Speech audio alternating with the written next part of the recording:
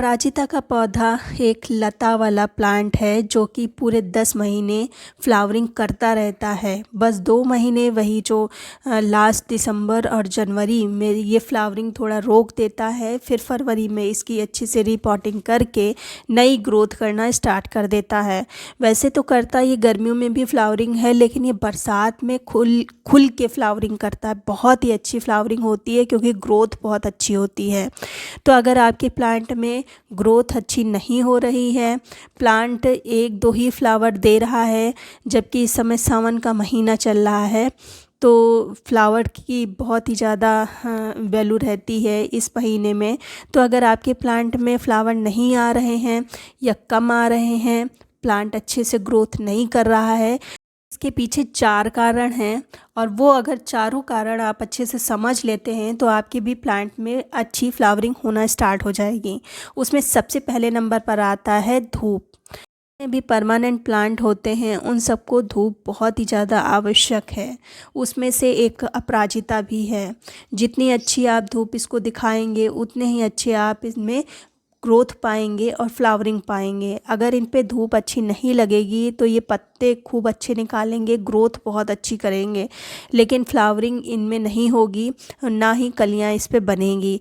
तो सबसे ज़्यादा ज़रूरी है कि इस प्लांट को फुल सनलाइट में रखिए। अगर अभी तक आपने ग्रीन नेट में इसको रखा था तो आप ग्रीन नेट हटा दीजिए, जैसे कि मैंने हटा दिया है, और इसको आप फुल सनलाइट में रखिए। हालांकि अब इस समय बारिश हो रही है, कभी धूप रहती है, कभी छाँव बदली रहती है, तो जितनी भी धूप इसको मिले पूरी मिलनी चाहिए, जिससे कि जो मिट्टी थोड़ी बहुत सूख सके और प्लांट अच्छे से ग्रोथ कर सके, कलियां बना सके। तीसरे नंबर पर आता है पानी।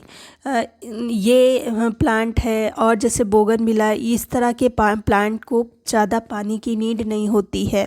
मिट्टी हल्की सी मॉइस्ट रहे, बहुत अच्छी ग्रोथ करता है। तभी आपने देखा होगा जब लगातार बारिश होती है तो इनकी पत्तियां पीली होने लगती हैं और जो प्लांट छितरा टाइप का लगता है। तो इसका मेन कारण है ओवर वाटरिंग।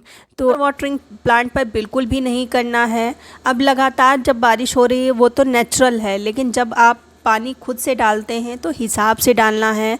पानी अगर मिट्टी गीली है तो पानी संभाल के अच्छे से चेक करके देना है। अब जो थर्ड पॉइंट है वो है कंटेनर। चूँकि ये ज़मीन में लगने वाला प्लांट है तो आप इसको बड़ा ही पॉट दीजिए। हालांकि प्लांट के हिसाब से अब ऐसा नहीं है कि सीड से जैसे ग्रो हुआ छोटा प्लांट आपने 18 इंच के पॉट में लगा दिया, ऐसा बिल्कुल भी नहीं करना है। प्लांट के हिसाब से पॉट चेंज करते रहना है। अगर प्लांट फ्लावरिंग पर आ चुका है, मतलब वो रूट उसकी अच्छे से ग्रोथ कर रही है, तब आप बड़े कंटेनर में लगा सकते हैं। अगर प्लांट पर फ्लावरिंग ना होने के और प्लांट अच्छे से ग्रोथ ना करने का एक प्रमुख कारण है कि प्लांट रूट बाउंड हो जाता है। जो कि बरसात में इसकी रूट बहुत तेज़ी से बढ़ती हैं, बहुत तेज़ी से ग्रोथ करती है, तो बरसात में अक्सर प्लांट रूट बाउंड हो जाता है, जिसके कारण फ्लावरिंग ये रोक देता है। तो आप अपने प्लांट की अच्छे से गुड़ाई करके देखिए कि इसकी अगर रूट कट रही है तो आप इस समय आप उसको रीपॉट अगर करेंगे तो काफ़ी समय लग जाएगा रूट को ग्रोथ करने में, फिर फ्लावरिंग करने में। तो इससे अच्छा है मैं जो आपको बता रही हूँ वो आप करें। इससे रूट डिस्टर्ब नहीं होगी और प्लांट ग्रोथ भी करता रहेगा और फ्लावरिंग भी देता रहेगा। तो उसके लिए सबसे पहले हम अपने प्लांट की मिट्टी की गुड़ाई कर लेते हैं। लीजिएगा बारिश ना हो रही हो तब ये काम करना है। तो हमने ऊपर से लगभग 2-3 इंच तक की मिट्टी ऊपर चढ़ा ली है और इस तरह से मैंने शाम को पानी नहीं दिया था और धूप बहुत तेज़ इस समय 2 दिन से निकल रही है, तो मिट्टी खूब अच्छे से सूख भी चुकी है। तो इस तरह से हमने कर लिया है और इसमें देख रहे हैं 2 प्लांट लगे हैं। ये 18 इंच का कंटेनर है मेरा। तो अब हम जो पहली चीज़ इसमें डालेंगे वो डालेंगे काऊ डंग कंपोस्ट। इसमें आप देख रहे हैं मिट्टी में बिल्कुल भी मेरे प्लांट की में झस नहीं रह गया है, क्योंकि जो भी कंपोस्ट डाला था उससे प्लांट अच्छे से ग्रोथ कर चुका है। तो मिट्टी में मुझे डालना था, तो इसलिए मैंने लगभग 250 ग्राम तो होगी ही ये खाद।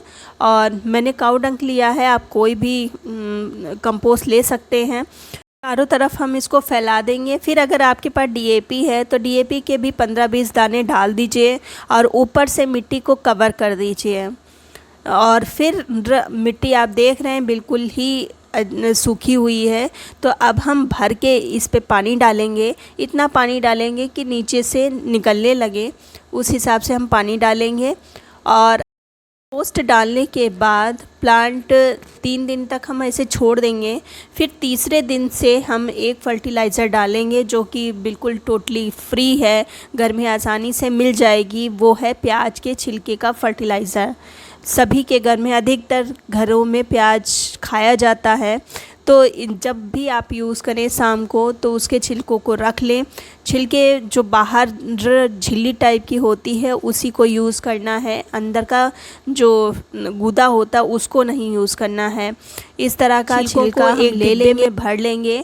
और साथ ही साथ 1.5 चम्मच चाय की पत्ती हम इसमें डालेंगे। चाय की पत्ती और प्याज का छिलका दोनों का कॉम्बिनेशन बहुत ही अच्छा है, प्लांट्स के लिए बहुत अच्छी फर्टिलाइज़र बनके तैयार होती है।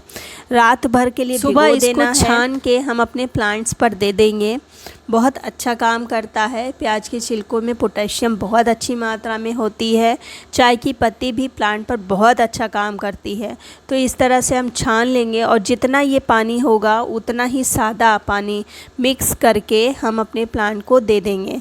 आप अपराजिता में भी दे सकते हैं और भी प्लांट्स में दे सकते हैं, बहुत अच्छा असर करता है। अगर आप प्याज नहीं खाते हैं तो प्याज की जगह पर बनाना पील ले सकते हैं। लेकिन इस समय बरसात का महीना है और आए दिन बारिश हो रही है, तो बनाना पील में भी फंगस लगा दें तो जो अनियन पील है वो सबसे सेफ़ है। इसमें किसी भी तरह की फंगस का कोई प्रॉब्लम नहीं होता है। तो प्याज का छिलका लें तो ज़्यादा अच्छा रहेगा, लेकिन असर दोनों ही अच्छे करते हैं। तो इस तरह से आप अपने अपराजिता का ख्याल रखें। और सबसे ज़्यादा अगर बात करी जाए फ्लावरिंग ना होने के कारण का, तो वो है प्लांट का रूट बाउंड होना। अच्छे से प्लांट को चेक करिए, रूट बाउंड हो तो जो मैंने बताया है वो काम कर लीजिए। बहुत साथ ही साथ जितने भी फ्लावर फेड हो रहे हैं उनको हटाते जाइए। अगर ये प्लांट से नहीं हटाएंगे तो सीड बनने लगेंगे, फिर प्लांट ख़राब होने लगेगा क्योंकि वो सारी एनर्जी अपने सीड बनाने में लगा देगा। तो ये मैंने पहले भी बताया था, अभी भी मैं बता रही हूँ क्योंकि ये बहुत ज़्यादा इम्पॉर्टेंट है। तो जितने भी फ्लावर फेड हो रहे हैं उन सबको हटाते जाइए। सीड अगर बन रहे हैं तो उनको भी हटाते जाइए। हाँ, 1-2 सीड पॉट छोड़ दीजिए, फिर उसको आप जब पक जाए तो हार्वेस्ट करके रख लीजिए नेक्स्ट सीज़न के लिए, जैसे कि मैं करती हूँ। तो उम्मीद करती हूँ जो मैंने आपको टिप्स दिए वो आपके काम के होंगे। अगर काम के हैं तो लाइक कर दीजिए, सब्सक्राइब कर लीजिए।